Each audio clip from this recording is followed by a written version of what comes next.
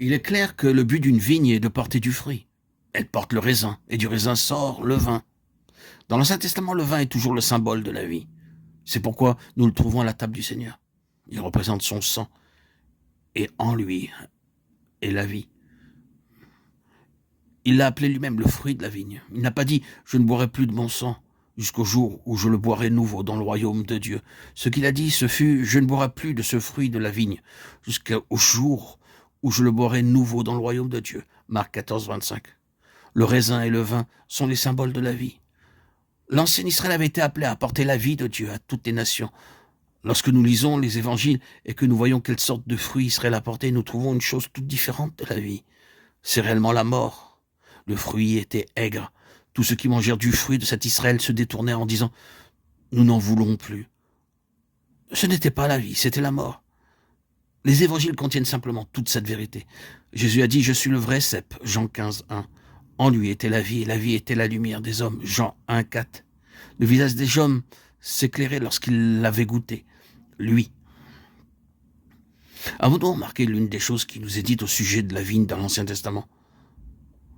Nous lisons dans Ézéchiel 15 que la vigne n'a pas d'autre but à son existence que celui de porter du fruit. Avons-nous jamais vu que quelque chose soit fait du bois de la vigne? Nous n'avons jamais vu de table ni d'instrument, non pas même de canne, qui soit fait du bois de la vigne. Ézéchiel dit que l'on ne peut rien tirer du bois de la vigne. L'on ne peut pas même en faire une cheville pour y suspendre un objet. La vigne est absolument inutile si elle ne porte pas de fruits. Le raisin est le seul but de son existence. Si elle ne porte pas de raisin, alors dit Ézéchiel, on peut simplement la jeter au feu. Il n'y a pas de produit secondaire de la vigne, pas de second emploi. Elle n'existe que pour une chose, et une seule chose, c'est le fruit. Dieu avait levé l'ancien Israël afin qu'il porte son fruit divin de vie et de lumière aux nations, mais Israël manqua à sa tâche. Dieu n'avait pas d'autre but pour un tel Israël. Il dit donc, jetez-le dans le feu.